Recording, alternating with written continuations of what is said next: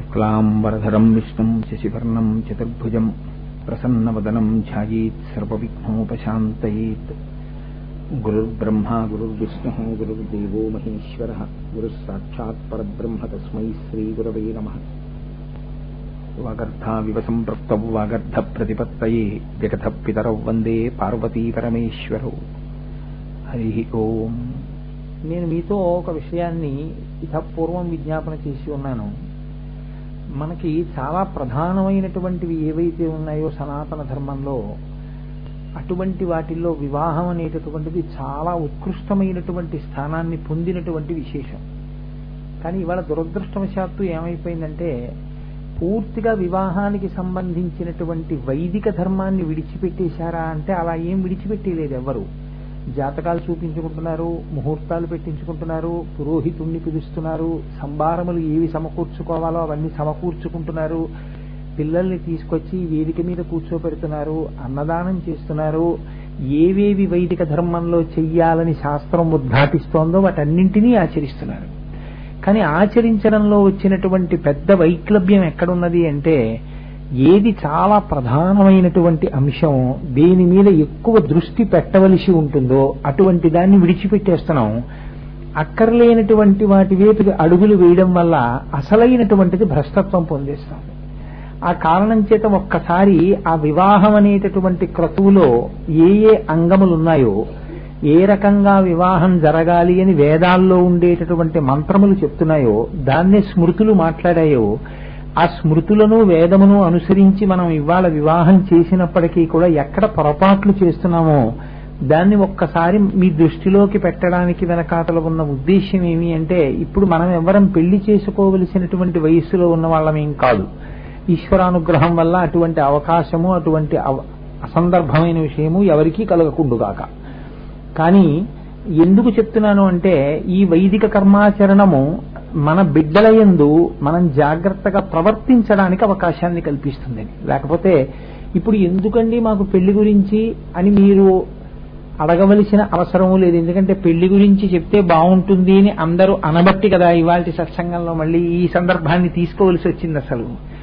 కాబట్టి ఇది కేవలం దాని గురించి మళ్ళీ ఒక్కసారి మనం సరిగ్గా అవగాహన చేసుకోవడం కోసమని చేసేటటువంటి ఒక ప్రయత్నం. ఇందులో మీకు నేను కొన్ని విషయాల్ని విజ్ఞాపన చేసేటప్పుడు వేదము యొక్క హృదయాన్ని గమనించే ప్రయత్నం చేయండి. నేను ఈ మాట ఎందుకంటున్నానంటే, వేదంలో ఉండే మంత్రాలు ఎలా నడుస్తాయి అంటే, పెండ్లి కుమారుడు అన్న మాటని వాళ్ళు ఎక్కడా వాడరు అసలు. వేదం ఎప్పుడు మాట్లాడినా ఎలా మాట్లాడుతుందంటే వరుడు అన్న మాటే మాట్లాడుతుంది. వధువు వరుడు ఈ రెండు మాటలే మాట్లాడుతుంది. ఈ రెండు మాటలు మాట్లాడేటప్పుడు వరుడు వ్యక్తుల చేత, మనుష్యుల చేత మోయబడుతున్నటువంటి పల్లకీలో విడుతున్నాడు అంటుంది. మనుష్యుల చేత మోయబడుతున్న పల్లకీలో విడుతున్నాడు అన్న మాటని లేదా ఆ మంత్రాన్ని మీరు తీసుకుని, ఇప్పుడు పల్లకీలు లేవు, మనుష్యులు లేరు కదండి, వేదం ఇవాళ దానివల్ల ప్రయోజనం ఏమిటి అనేటటువంటి సందర్భాన్ని మీరు అడగకూడదు. అక్కడ ఉపకరణము పల్లకి. ఒకప్పుడు ఎప్పుడు మోటార్ కార్ లేని రోజుల్లో పల్లకి ఉండేది. ఇప్పుడు పల్లకీకి బదులుగా ఒక మోటార్ కార్ ఎక్కితే దాని యందు దోషాన్ని మీరు ఆరోపించవలసిన అవసరం ఏమి ఉండదు. కానీ వేదము యొక్క హృదయాన్ని అర్థం చేసుకుని వివాహ క్రతువుని నడిపించడంలో మాత్రం ఏవి ప్రధానమైనవో అవి పాడవకుండా మాత్రం మీరు జాగ్రత్త తీసుకోవలసి ఉంటుంది. మీరు ఆ కోణంలో అవధరించే ప్రయత్నం చెయ్యండి. వివాహము అన్న మాటని మనం తెలుగులో మాట్లాడితే పెండ్లి అన్న మాట వాడతాం. కానీ సంస్కృతంలో అసలు వివాహము అన్న శబ్దానికి సంబంధించి 5 పర్యాయ పదములను వాడింది వేదం. ఒకటి, మొట్టమొదటి పేరే వివాహము, రెండవ పేరు పాణిగ్రహణము, మూడవ పేరు ఉద్వాహము, నాలుగవ పేరు ఉపయమము, ఇలా 5వ పేరు పరిణయము. ఈ 5 పేర్లు మాత్రమే వాడారు. ఈ 5 పేర్లే ఎందుకు వాడారు అంటే, కేవలం నామవాచకంగా ఏదో ఒక పేరు పట్టుకొచ్చి అక్కడ పెట్టడం దాని ఉద్దేశ్యం కాదు. ఒక వివాహం మనం చేస్తున్నాము అంటే అది ఎందుకు చేస్తున్నాము అన్న విషయాన్ని మనకి బాగా అర్థమయ్యేటట్టుగా చెయ్యడం వేదం యొక్క ప్రయోజనం. వివాహము అన్న మాటకి ఒక స్ఫుటమైన అర్థం ఉంది. సంస్కృతంలో అక్షరాలకి కూడా అర్థాలుంటాయి. వి అంటే విశేషమైనది అని, వాహము అంటే పొందవలసినది. ఏది విశేషమైనదున్నదో దాన్ని పొందుట కొరకు ఇతను ఆశ్రమమును మార్చుకొనుచున్నాడు. మార్పు అనేటటువంటిది చాలా సహజం. ఇతను ఒక ఆశ్రమంలోంచి ఇంకో ఆశ్రమంలోకి మారుతున్నాడు. ఇలా ఎందుకు మారుతున్నాడు ఆశ్రమాన్ని అంటే, ఏది విశిష్టమైనదుందో, ఏది విశేషమైనదుందో, ఏది జీవితంలో పొందాలి అని శాస్త్రములు నిర్దేశిస్తున్నాయో దాన్ని పొందడం కోసమని ఈ ఆశ్రమంలోకి వెడుతున్నాడు. అంటే ఇంతకుముందు ఏ ఆశ్రమంలో ఉన్నాడని లెక్క? ఇంతకుముందు బ్రహ్మచర్యాశ్రమంలో ఉన్నాడు, బ్రహ్మచారిగా ఉన్నాడు. ఇప్పుడు ఏ ఆశ్రమంలోకి వెడుతున్నాడు అంటే, ఇప్పుడు అతను గృహస్థాశ్రమంలోకి వెడుతున్నాడు. గృహస్థాశ్రమంలోకి వెళ్లి బ్రహ్మచర్యాన్ని విడిచిపెడతాడు. ఇలా ఆశ్రమం మారవలసినటువంటి అవసరం ఒకటి ఉంది అని శాస్త్రం గుర్తించింది. అందరూ బ్రహ్మచర్యం నుంచి సన్యాసంలోకి వెళ్ళనూకూడదు, అలా వెళ్లడం చాలా ప్రమాదకరము అని 1కి 10 మాటలు చెప్పాడు మహానుభావుడు వ్యాసుడు అనేకమైన పురాణాల్లో. కారణజన్ములకి చెల్లుతుంది అది. నేను అందరినీ ఒక గాట కట్టి చెప్పట్లేదు, ఎందుకంటే అలా అయితే నేను శంకరాచార్యుల వారి గురించి కూడా తప్పుగా చెప్పినట్టు అవుతుంది. ఎందుకంటే శంకరాచార్యుల వారు వివాహం చేసుకోలేదుగా. నేను కారణజన్మల గురించి ప్రస్తావన చేయట్లేదు, సామాన్యుల గురించి మాట్లాడుతున్నాను. కాబట్టి ఆశ్రమం మారి విశేషమైన వస్తువుని పొందడానికి చేసేటటువంటి ప్రయత్నమునకు వివాహం అని మొదటి పేరు. రెండవది పరిణయము. పరిణయము అంటే చుట్టూ తిరుగుట అని అర్థం. దేని చుట్టూ తిరగడం? అగ్నిహోత్రం చుట్టూ తిరగడానికి పరిణయము అని పేరు. అగ్నిహోత్రం చుట్టూ ఎప్పుడు పడితే అప్పుడు తిరగచ్చా? ఎక్కడో యజ్ఞం అవుతోంది, ఆ యజ్ఞంలో పూర్ణాహుతి అయింది, ఆ పూర్ణాహుతి అయిపోయిన తర్వాత దాని చుట్టూ తిరిగాడు, దాన్ని కూడా పరిణయము అని పిలవచ్చా? కాదు. వివాహానికి పర్యాయపదంగా పరిణయమన్న మాట మాట్లాడితే, ఏ హోమం దగ్గర 16 మంది దేవతలను ఉద్దేశించి హోమం చేస్తారు చిట్ట చివరిలో. ఆ హోమం దగ్గర దంపతులు తిరిగేటప్పుడు ఎవరి చిత్తానుసారంగా వారు తిరగడానికి వీల్లేదు. దానికి ముందు బ్రహ్మముడి అని ఒక ముడేస్తారు. ఆవిడ చీర కొంగు, ఈయన ఉత్తరీయము రెండింటినీ కలిపి ముడి వేసేస్తారు. ముడి వేసిన తర్వాత వాళ్ళిద్దరూ ఏదో బట్టలు ముడేశారు కానండి, నేను ముందు నడుస్తాను ఆవిడ వెనకాతలు నడుస్తుంది అనకూడదు. ఈయన తన చిటికిన వేలు అందించాలి, ఆయన చిటికిన వేలును ఆవిడ పట్టుకుంటుంది. పట్టుకుని ఇద్దరూ కలిసి అగ్నిహోత్రానికి ప్రదక్షిణం చేస్తారు.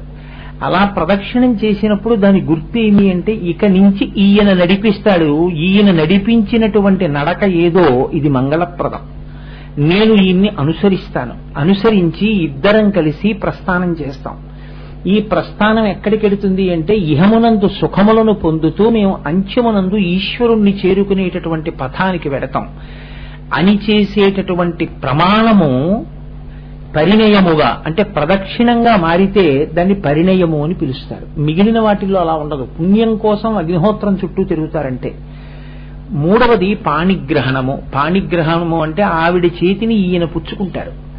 ఈ చెయ్యి పుచ్చుకోవడం ఎందుకు పుచ్చుకుంటారు అంటే, సంతానము కొరకు పుచ్చుకుంటే చెయ్యి అలా పుచ్చుకోవాలి. ఆవిడ చేతిని చాపేటప్పుడు పాణిగ్రహణంలో చేతిని దగ్గరికి పెట్టి ఇలా వేళ్లు కలిపి చాచకూడదు అని వేదంలో నిషేధం. వేళ్లు ఒకదానికొకటి తగలకుండా బాగా అరిచేతిని చాపి ఆడపిల్ల కుడి చేతిని కింద పెడుతుంది. మగపిల్లవాడు వరుడు తన అరచేతిని బాగా తెరిచి బోర్లించి ఆమె చెయ్యి మీద వేస్తాడు.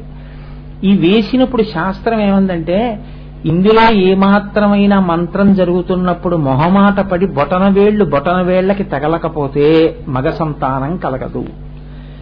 మిగిలిన వేళ్లకి తగలకపోతే, అందుకే రాపాడించి పట్టుకోవాలి. అందుకే రామాయణంలో జనక మహారాజు గారు కన్యాదానం చేస్తే, ఇయం సీత మమ సుత సహధర్మచరీతవ ప్రతీచ్ఛ చైనాం భద్రంతే పాణిం గృహ్ణీష్వ పాణిన పతివ్రత మహాభాగ ఛాయేవానుగతా సదా అంటాడు. చేతిని చేతితో బాగా రాపాడించి పట్టుకో రామా అంటాడు. అరచెయ్యి అరచేతికి బాగా తగిలి మిగిలిన వేళ్లు బొటన వేళ్లు చేతుల యొక్క తలములు కూడా ఒకరికొకరికి తగిలితే వారికి స్త్రీ సంతానము పురుష సంతానము కూడా కలుగుతుంది. అలా ఎలా కలుగుతుందండి? వైద్య శాస్త్ర ప్రకారంగా వేరుగా ఉందనుకోండి, అరిచేతులు పట్టుకుంటే మారుతుందా? మీకు నేను ఒక్కటే ఉదాహరణ చెప్తాను. డాక్టర్లు పిల్లలు పుట్టరు అని రాసిచ్చేసినటువంటి వాళ్ళు చాలా మంది దక్షారామంలో వీరభద్రుడి దగ్గరికి వెళ్లి వీరభద్రుడికి గారెల మాల వేసి సంతానం పొందిన వాళ్ళు ఉన్నారు. ద్రాక్షారామంలో ఉండేటటువంటి వీరభద్రుడికి ఆ శక్తి ఉంది. సుబ్రహ్మణ్య కళ్యాణం మన దగ్గర అయ్యప్ప స్వామి దేవస్థానంలో మనం కావిళ్లు మోసినప్పుడు ఇంకా సంతానం కలగదు అన్నటువంటి వాళ్ళకి సంతానం కలిగింది. నేను ఎన్ఎఫ్సిఎల్ క్లబ్ లో ఉపన్యాసాలు చెప్పడానికి వెళితే అక్కడికి వచ్చే నాకు ఒక తల్లి చెప్పారు, అయ్యా నాకు సంతానం కలగదని చెప్పారండి డాక్టర్లు, కేవలం మీ మాట మీద నమ్మకంతో కంచి కామాక్షి అమ్మవారికి ఆ రోజుల్లో మనం పెరుగు చిలికించి వెన్న తీయించి నైవేద్యం పెట్టించాం. నేను వాళ్ళ పేర్లు కూడా ఎవ్వరికీ తెలియకూడదని చెప్పాను, ఎందుకంటే అది వాళ్ళని అవమానించినట్టు అవుతుందని. నాకు ఆవిడెవరో కూడా జ్ఞాపకం లేదు. నేను నిజానికి ఆ రోజున ముఖాలు కూడా చూడలేదు. వాళ్ళతో స్తోత్రం చెప్పించేటప్పుడు నాకు పొరపాటున కూడా వాళ్ళు గుర్తుండకూడదని. ఆవిడే వచ్చి, నేను మీ ఇంటికి వద్దాం అనుకుంటున్నానండి, మీరు ఇక్కడికి వస్తున్నారు ప్రసంగానికని తెలిసింది, నేను ఇప్పుడు గర్భిణిని అయి ఉన్నాను, చాలా సంతోషిస్తున్నాను, నేను మీ ఇంటికి వచ్చి చెప్పాలి, కానీ ఆనందం తట్టుకోలేక మీకు ఇక్కడే చెప్పేశానని చెప్పారు ఆ తల్లి. నేను ఎంత సంతోషించానో ఆ రోజున. అందుకని వేదం ఉత్తినే పోయేది కాదు, శాస్త్రం ఉత్తినే పోయేది కాదు. ఋషులు త్యాగశీలురు. వాళ్ళకి ఇలా చెప్పి ఏదో ఓ 11 రూపాయలు సంభావన పుచ్చుకుందామని తాపత్రయం ఉన్న వాళ్ళు ఏం కారు వాళ్ళు. కాబట్టి వాళ్ళకేం అవసరం అక్కర్లేనివి చెప్పడానికి. కాబట్టి పాణిగ్రహణము అంటే సంతానార్థి. అందుకే ప్రజా సంపత్త్యర్థం అని సంకల్పం చేస్తాడు వివాహంలో. నేను ధర్మబద్ధమైన సంతానము కొరకు అరచేతికి రాపాడించి పట్టుకుంటున్నాను. దానికి 4వ పేరు ఉద్వాహము.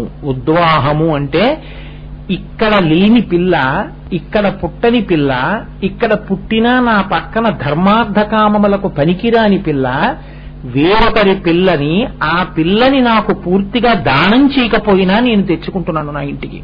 ఇది చాలా చమత్కారమైన మాట. సనాతన ధర్మంలో తప్ప బహుశః ఇంకెక్కడా మీకు ఈ మాట కనపడదు.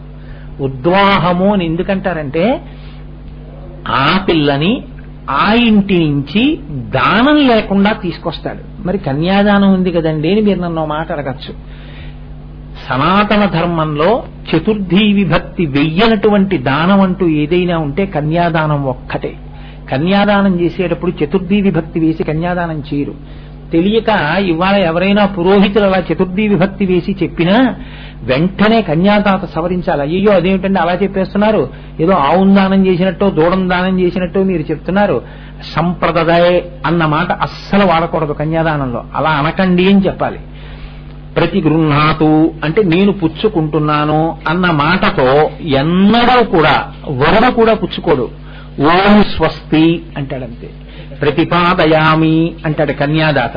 ఈ మాట అంటే వెంటనే ఆ పుచ్చుకునేటటువంటి వరుడు ఓం స్వస్తి అంటాడు. అంతేగాని ప్రతిగృహ్ణాతు మీరు దానం ఇస్తున్నారు నేను దానం పుచ్చుకుంటున్నాను అని ఎప్పుడూ పుచ్చుకోరు కన్యాదానంలో. కాబట్టి దానం ఇయ్యలేదు అంటే అది మీ వస్తువు కాదు.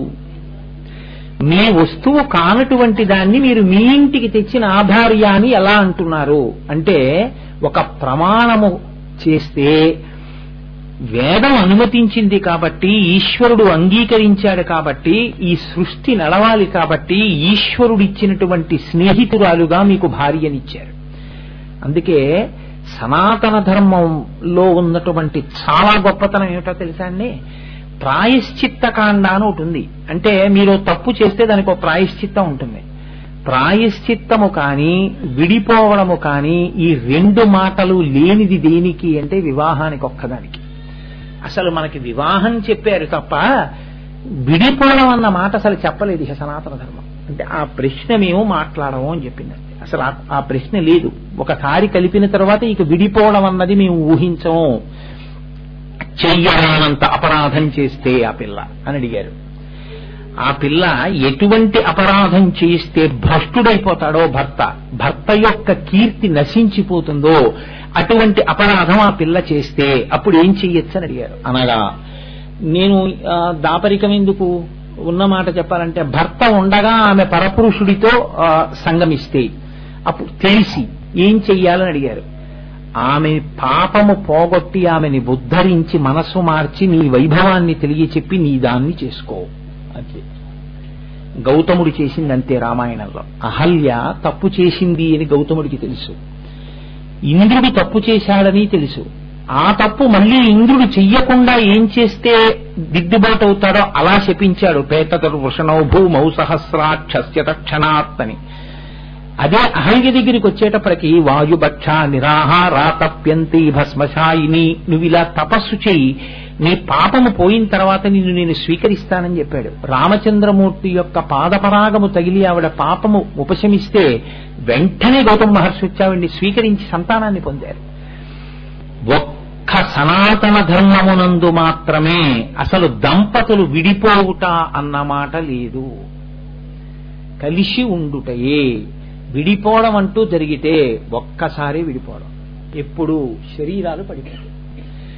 పునర్వివాహానికి కూడా శాస్త్రం ఏమందంటే అగ్నిహోత్రం ఇంట్లో నడవాలి కాబట్టి, వైదిక ధర్మం నడవాలి కాబట్టి పురుషుడికి అవసరమైతే అప్పుడు మాత్రమే ద్వితీయం తప్ప అసలు ద్వితీయ వివాహం అన్న మాటని వివాహ కాండలోకి తీసుకొచ్చి ప్రస్తావన చేయడం కానీ, విడిపోవడం అన్న మాట కానీ, లేకపోతే ఈ తప్పు చేసేసి పంపించేసి ప్రాయశ్చిత్తం చేసుకుంటానని కానీ వీటిని అసలు వేదం చెప్పలేదు అంటే అసలు ఇవి అంగీకరింపబడలేదు అని గుర్తు. ఇంత గొప్పది చేసే ముందు ఎవరు నిర్ణయం చెయ్యాలి అని అడిగారు. ఇంత గొప్ప సందర్భం జరుగుతున్నప్పుడు దాన్ని పిల్లలు నిర్ణయం తీసుకుంటే వాళ్ళకేం తెలుస్తుంది, వాళ్ళకేం పరిణితి ఉంటుంది? అందుకని ఈ విషయంలో ఎవరిది నిర్ణయమో అని అడిగితే పెద్దవాళ్లదే నిర్ణయమో అంది శాస్త్రం. అందుకే మనకి శుభలేఖ ఎవరిష్టం వచ్చినట్టు వాళ్ళు వేయడానికి వీల్లేదు, పెద్దలు నిర్ణయించినారుగానా అని మాత్రమే వేస్తాం. కాబట్టి దానికి వివాహము, పాణిగ్రహణము, పరిణయము, ఉద్వాహము, ఉపయమము. 5వ పేరు ఉపయమము. ఉపయమము అంటే ఇత పూర్వం తనకి ఏముందో, తనేం సంపాదించాడో, తన దగ్గర ఏ ఆస్తి ఉందో, తన వ్యక్తిత్వం ఏమిటో ఆవిడికి ఏమీ తెలియదు. వాళ్ళిద్దరూ కలిసి పుట్టలేదు, కలిసి పెరగలేదు.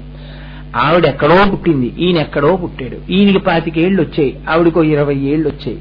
ఇద్దరి అభిప్రాయాలు 2 రకాలుగా ఉన్నాయి. ఇప్పటి వరకు ఇతనికి ఏముందో ఆవిడికి తెలియదు, ఈయనకి ఇది ఉందని ఎవరో చెప్పారంతే. ఆవిడ అటువంటిదని ఆయనకి ఎవరో చెప్పారంతే. కానీ ఈయన స్వతంత్రించి కొన్ని మాటలు చెప్తాడు. ఇది ఎప్పుడు చెప్తాడు అంటే ప్రవేశ హోమము అని ఒకటి ఉంటుంది.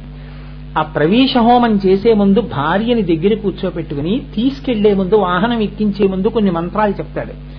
ఇక నుంచి నాకు ఏది ఉన్నదో దానికంతటికీ నువ్వు సార్వభౌమాధికారినివి, నీవు యజమానురాలవు, నీవు నన్ను ఉద్ధరించు, నీ అత్తగారిని ఉద్ధరించు, నీ మామగారిని ఉద్ధరించు, నీ మరుదులను ఉద్ధరించు, నీవు యజమానురాలవై ఉండు, నువ్వు ఏమీ బెంగ పెట్టుకోవద్దు, నువ్వు అందరితో కలిసిపో, ఇక్కడ నుంచి వెళ్ళడానికి నీకేం లేదు, ఇక ఇదే నీది, ఇది నువ్వు పరిపాలించాలి, నీవు మమ్మల్ని రక్షించవలసి ఉంటుంది. నువ్వు మా దగ్గరికి రావడం మేము నిన్ను పరిపాలించడం కాదు, నువ్వే మమ్మల్ని పరిపాలిస్తావు. ఇక నుంచి మాకు ప్రమాదాలు రాకుండా, మాకు కష్టాలు రాకుండా మా వంశాన్ని ఉద్ధరించి మమ్మల్ని నిలబెట్టగలిగినది ఎవరో తెలుసా? నువ్వే. మా తండ్రి శరీరం విడిచిపెట్టేశారు, విడిచిపెట్టేసిన మా తండ్రికి ఏడాదికి ఒక మాట నేను తద్దినం పెడితే, నేను విడిచిపెట్టినటువంటి నీళ్లు ఆయనకు అందాలంటే నేను శ్రద్ధతో నీళ్లు విడిచిపెడితే ఆయన తాగరు. నా భార్య ఇంటికి పెద్ద కోడలు కనుక ఆవిడ దీపం వెలిగించాలి, ఆవిడ దీపం వెలిగిస్తే నా తండ్రి గారు పుచ్చుకుంటారు. కాబట్టి నువ్వు పరిపాలన చేస్తావు. ఇక నుంచి ఉన్నవారికి, శరీరం విడిచిపెట్టిన వారికి కూడా ఇంత స్థితినిస్తావు. కాబట్టి నీవు యజమానురాలివై నా ఇంటికి రా, నాతో కలిసి ఉండు అని అనునయవాక్యములు పలకాలని చెప్పింది తప్ప అసలు త్రిరాత్ర బ్రహ్మచర్యమని శాస్త్రం విధించింది. అందుకే మన పెళ్లిళ్లలో ఇవాళ పెళ్లైతే రేపు శోభనం అన్నది ముహూర్త నిర్ణయం లేదు, ముందు మనస్సులను దగ్గర చెయ్యాలి అని చెప్పింది. దానికి వరుడు వధువుతో తన యొక్క బలం, తన యొక్క బలహీనతలు అన్నీ ఆవిడితో మాట్లాడతాడు. అలా మాట్లాడి ఆవిడ్ని తనదానిగా చేసుకుని తన మనసు ఆవిడకి అర్థమయ్యేటట్టుగా చేస్తాడు. ఇద్దరు బాగా సన్నిహితులవుతారు.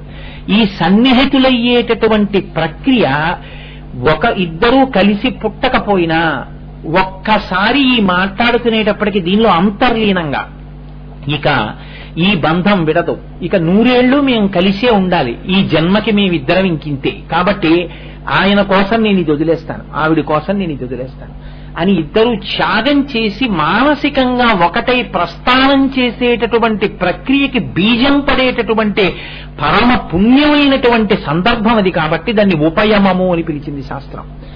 ఈ 5 పేర్లతోటి మాత్రమే శుభలేఖ వెయ్యాలి అని నిశ్చయం.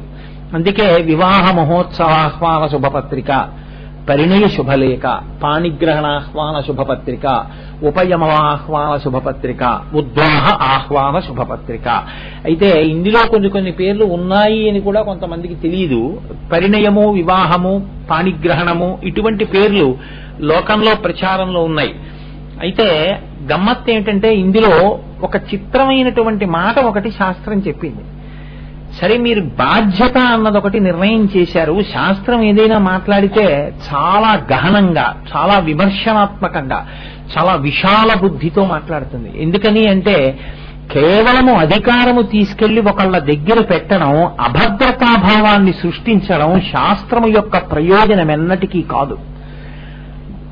ఒక మంత్రం చెప్పాలి అంటే, ఒక క్రతువుని నిర్ణయం చెయ్యాలి అంటే బాగా భద్రతని దృష్టిలో పెట్టుకుని మాత్రమే ఈశ్వరుడు మాట్లాడతాడు. ఈశ్వరుడు మాట్లాడతాడని నేను ఎందుకన్నానంటే వేదం ఈశ్వరుడి యొక్క ఊపిరి. ఆ మాట మనని గట్టెక్కించేదై ఉంటుంది. ఇందులో తల్లిదండ్రులది బాధ్యత అని మీరు అన్నారు కదా. తల్లి తండ్రి ఒక ఆడపిల్ల యొక్క పెళ్లి గురించి పట్టించుకోకపోతే, ఆడపిల్ల వివాహం గురించి పట్టించుకోకపోతే, ఏ కారణం చేతనైనా ఎక్కడో ఒక్క కుటుంబంలోనే అనుకోండి, ఒక ఆడపిల్ల యొక్క వివాహం గురించి పట్టించుకోలేదు, ఆడపిల్ల కానీ ఒక్కసారి గడప దాటి బయటికి వెళ్లిపోయిందో 2 వంశాలు భ్రష్టమైపోతాయి. అందున ఎప్పుడు ఎలా దశాపరేణాం దశ పూర్వేణాం అని సంకల్పం. ముందు తరాలు 10, రాబోయే తరాలు 10. వీళ్ళకి పుణ్యం ఉన్న కిందకి లాగేస్తారు. ఆడపిల్ల తప్పు చేస్తే వాళ్ళు ఏడుస్తారు, అలోమని ఏడుస్తారు. ఇంత తప్పు జరిగిపోతోంది కాబట్టి మరి ఈ తప్పు ఆడపిల్ల చెయ్యకుండా పెద్దల బాధ్యత ఎంతవరకు ఉంటుంది? వివాహం చెయ్యడం అన్న విషయంలో అసలు ఈ ప్రస్తావన ఎలా వస్తుందని అడిగారు. ఆడపిల్ల వెళ్ళి అడగదుగా, నాన్నగారండి నాకు పెళ్లి ఎప్పుడు చేస్తారండి, అమ్మ నాకు ఎప్పుడు పెళ్లి చేస్తారండి అడగదుగా. వరుడు ఇంకా అడిగే అవకాశం ఉంటుంది, ఒక స్వతంత్రం ఉంటుంది మగపిల్లాడికి. ఆడపిల్ల ఎన్నడలా నోరు విప్పి అడగదు. మరి అప్పుడు ఆడపిల్ల జీవితం ఏమిటి? ఒకవేళ బాధ్యత లేని తండ్రి అయి ఉంటే, లేరు ఆ లోకంలో బాధ్యత లేని తండ్రులు ఎందరో ఉన్నారు. అటువంటప్పుడు ఆ పిల్ల పరిస్థితి ఏమిటని అడిగారు. ఆడపిల్ల రజస్వల అయిన 3 సంవత్సరముల లోపల వధువు యొక్క, ఆడపిల్ల యొక్క తండ్రి పెళ్లి ప్రయత్నాలు మొదలుపెట్టి ఆ పిల్లకి పెళ్లి చేసేయడం విషయంలో భార్యతో కాని కూతురుతో కాని ఏ విధమైనటువంటి నిశ్చయం పెట్టుకోకుండా ఈ పిల్లకి యుక్త వయస్సు వచ్చింది అని తెలుసున్న తర్వాత సంబంధాలు వెతికేటటువంటి ప్రక్రియ మొదలు పెట్టవలసిన బాధ్యత ఇంటి యజమానిదే. ఒకవేళ యజమాని అటువంటి ప్రయత్నములను ఏ కారణం చేతనైనా పక్కన పెట్టేసి యుక్త వయస్సు వచ్చిన ఆడపిల్లకి వివాహ ప్రయత్నం చేయకపోవడం వల్ల ఆ పిల్ల ఏదైనా కారణాల వల్ల ఆకర్షింపబడి దారి తప్పి వేరొక చోట పెళ్లి చేసుకోవలసి వస్తే ఆ పాపం పూర్తిగా తీసుకెళ్లి యజమాని ఖాతాలోనే వేసేయమన్నారు. భార్యకు కూడా ఇవ్వరు. ఆ పాపం మొత్తం యజమానిదే. నేను చెప్పట్లేదు ఈ మాట, వేదం చెప్తాం. ఎందుకని? ఇంటి యజమానంటే యజమాని. మా ఆవిడ చెప్పిందండి 3 ఏళ్ల పోయాక చేద్దామని, ఇప్పటి నుంచి ఎందుకు సంబంధాలు అందండి, మా అమ్మాయి ఇప్పుడే చేసుకోనందండి. ఈ మాటలు వెర్రి మాటలు అని చెప్పింది శాస్త్రం. నీ పిల్ల నీ దగ్గరికి వచ్చి నాన్నగారండి ఇంకా పెళ్లి చేసేసుకుంటా, నాకు సంబంధాలు చూడండి అని అడిగితే ఆ అమ్మాయి సంస్కారం పోయినట్టు. నీ భార్య సలహా చెప్పకూడదని ఎవరూ చెప్పలేదు. భార్య సలహా చెప్పవలసిందే, భర్త స్వీకరించవలసిందే. కానీ కేవలం అది మీ ఇంటి సమస్య కాదు, సమాజమునకు సంబంధించిన సమస్యగా రేపొద్దున్న పరిణమిస్తుంది. అలా కాకుండా ఉండాలంటే, మీ యొక్క పితృదేవతలు పాడైపోకుండా ఉండాలంటే ఇంటి యజమాని స్వతంత్రాన్ని తీసుకోవలసిందే. తీసుకుని ఎవరైతే వీళ్ళని నిగ్రహించగలరో, నియంత్రించగలరో, నియమించగలరో, పరిపాలించగలరో ఆయన స్వతంత్రం చెయ్యకపోతే, బాధ్యత చూపించకపోతే తప్పయింది.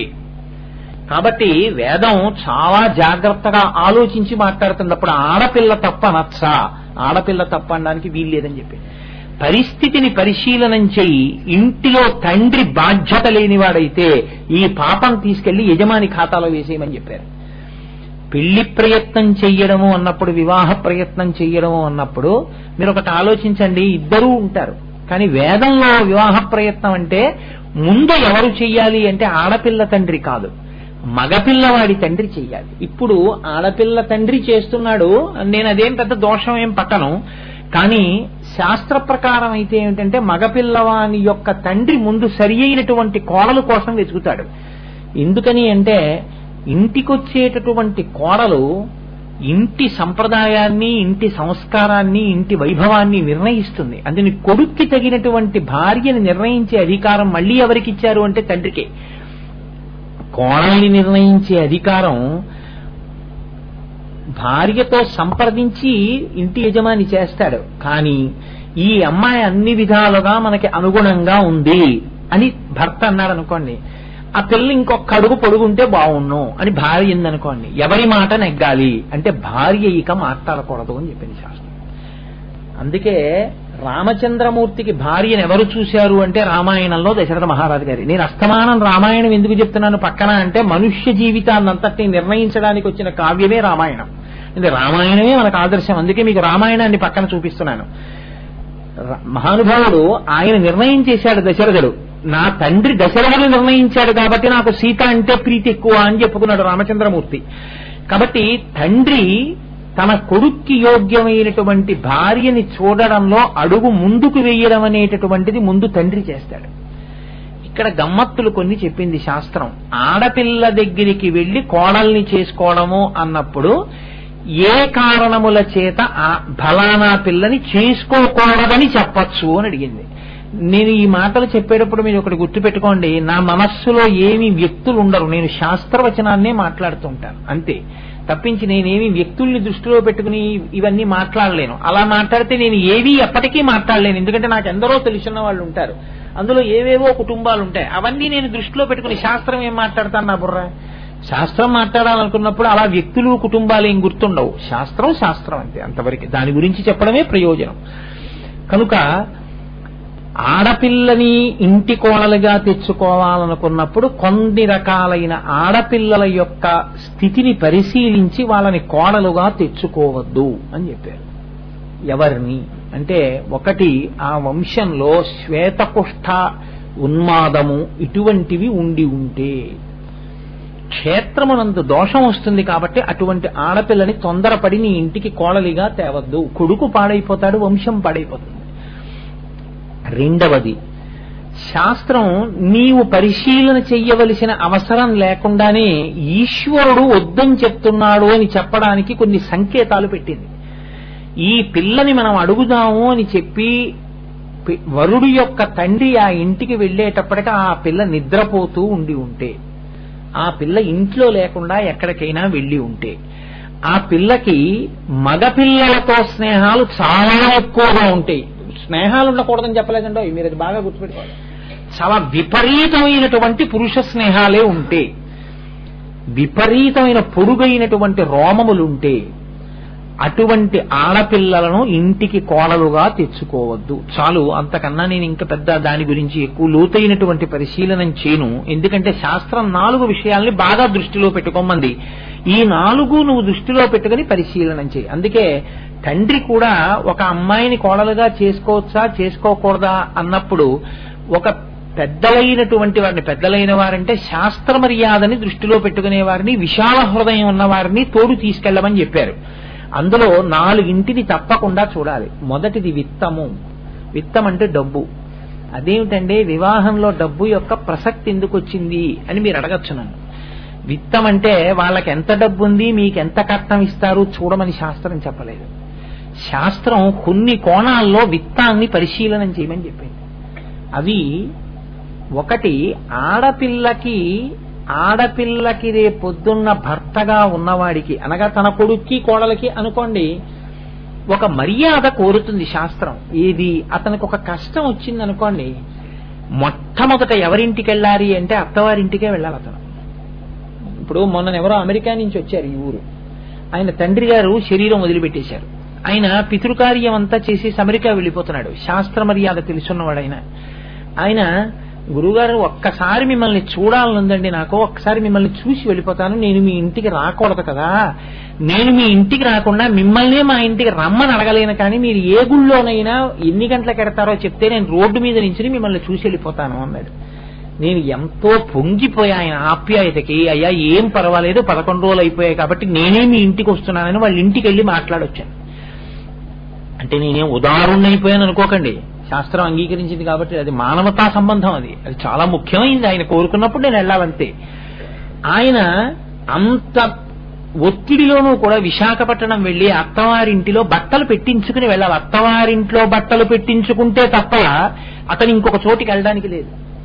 అత్తవారింట్లో బట్టలు పెట్టించుకోవడం అన్నది శుభమునందు అశుభమునందు కూడా ఉంటుంది. ఎందుకంటే బావమరిది బతకగోరుతాడు అని ఒక సామెత. బావమరిది బావగారి ఆయుర్దాయాన్ని కోరుతూ ఉంటాడు ఎప్పుడు. ఎంత కోపం ఉండనివ్వండి, ఆడపిల్ల పసుపు కుంకాల విషయంలో మాత్రం తప్పు కోరిక కోరడు. పోన్లే అలా మా చెల్లి ఏదో పసుపు కుంకాలతో ఉండాలంటాడు. కాబట్టి ఆయన పీటల మీద కూర్చున్నాడు అనుకోండి, వ్రతం చేస్తున్నాడు అనుకోండి, ఆయన వచ్చి బట్టలు ఎడతాడు. అందుకే ఈ బట్టలు కట్టుకుని వచ్చి కూర్చుంటాడు. ఈయన కోటీశ్వరుడైనా ఆయన పెట్టిన 60 రూపాయల పంచా కట్టుకుని మళ్ళీ కూర్చుంటాడు ఆశీర్వచనానికి. అలాగే అశుభం జరిగిందనుకోండి, అత్తవారే తీసుకెళ్లి ముందు బట్టలు పెట్టాలి. అత్తవారింటికి కొనసాగింపు ఉన్నదా? అంతకన్నా నేను ఇంకా ప్రస్తావన చేయను. ఆ కొనసాగింపు ప్రశ్నార్థకమైతే కొంచెం జాగ్రత్త పడవలసి ఉంటుంది సుమా, ఆలోచన చేసుకో. అలా తీసుకెళ్లి కనీసం శుభాశుభముల యందు పక్కన నిలబడగలరా? నిలబడి నీ కొడుక్కి రేపొద్దున్న శాస్త్రమునందు భంగపాటు రాకుండా చూస్తారా? అంటే ఎలా ఉంటుందంటే ఈ విషయంలో కొందరికి లక్షలుంటాయి. నేను ఇవి నమ్మనండి, నేను బట్టలు మాత్రం పెట్టను అలా మాత్రం అంటాడు. అప్పుడు ఏమవుతుందో తెలుసా అండి, ఈయనకి శాస్త్రం మీద మర్యాద, ఈయన కొనుక్కోలేక కాదు 60 రూపాయలు పెట్టి పంచ. అన్నదమ్ముడు ఏదో బావమరిది వరసవాడు బావగారని పిలిచేవాళ్ళు లోకంలో 1000 మంది ఉంటారు, ఆయనతో బట్టలు పెట్టించుకోలేక కాదు, ఖేదం కలుగుతుంది. శాస్త్ర ప్రకారం నాకు బావమరిది ఉన్నాడు, దుర్మార్గుడు, శాస్త్ర మర్యాద తెలియదు, శాస్త్రాన్ని నమ్మడు. 60 రూపాయలు పంచి పెట్టరా పీటల మీద అంటే నేను ఇలాంటి వాటికి పెట్టిన బావగారు అంటాడు. వాడి మూర్ఖత్వం వాడికి ఉండిపోయింది. ఈయనేమైపోయాడు? నేను విత్తం అంటే అవతల వాళ్ల ఇల్లు ధర్మాన్ని శాస్త్రాన్ని ఇటువంటి మర్యాదల్ని అంగీకరించగలిగిన వంశమా ఇది చూడు. ఇంకేమైనా చూస్తే మాత్రం నువ్వు బురదలో పడిపోతావు. రేపు నీ పిల్లాడి యొక్క భవిష్యత్తు చూసేవాళ్ళు ఉండరు. నువ్వు ప్రశ్నార్థకం, నువ్వుంటావనేమిటి? రేపు నీ పిల్లాడి భద్రత చూడాలి. అందుకే ఈ మర్యాదలు చూడాలంటే శాస్త్రవాక్యాన్ని చూడడానికి పెద్దలో తండ్రో చూసుకోవాలని చెప్పింది శాస్త్రం. మీరు ఆలోచించండి, ఇవాళ రేపు బాగుంటాయండి. ఇవన్నీ ఎప్పుడొస్తాయంటే పైకి చాలా అందంగా ఉంటాయి, జీవితాలు అనుకున్నంత అందంగా ఉండవు. యథార్థమైన జీవితం ఓలా ఉంటుంది, సినిమాలు ఓలా ఉంటాయి. సినిమాల్లో ఉండవు జీవితాలు. ఓ రిక్షావాణ్ణి ప్రేమించి పెళ్లి చేసుకోవడానికి సినిమాకి సరిపోతుంది, నిజ జీవితంలో అలా ఏం సరిపోదు. చాలా కష్టంగా ఉంటుంది నిజ జీవితం. అందుకని శాస్త్రం ఉన్న మాట ఉన్నట్టు మాట్లాడుతుంది. విత్తము అన్నప్పుడు మీరు ఈ కోణంలో పరిశీలనం చెయ్యాలి. ఈ కోణంలో ఉందా అవతల కుటుంబం? ఉంటే నువ్వు పిల్లనివ్వడానికి బెంగ పెట్టుకోక్కర్లేదు. 2 అంటే ఈ ఒక్క దాని మీద చాలా పరిశీలన ఉంది, కానీ నేను ఇంకా అంతకన్నా చెప్పడానికి నాకు కొన్ని పరిమితులు ఉన్నాయి, అంతకన్నా చెప్పడం నాకు ఇష్టం లేదు కూడా. చాలు అక్కడ వరకు అర్థం చేసుకోండి. 2వది రూపము. రూపము అన్న మాట దగ్గరికి వచ్చేటప్పటికి శాస్త్రం ఒక గమ్మత్తైనటువంటి పరిమితిని వేసేసింది. ఉదాహరణకి నేనే నా కోడల్ని ఎంచుకోవడానికి పెళ్లి చూపులకు వెళ్ళాననుకోండి, పెళ్లి చూపులు అన్న మాట లేదనుకోండి యథార్థానికి, కానీ నేను మా అబ్బాయి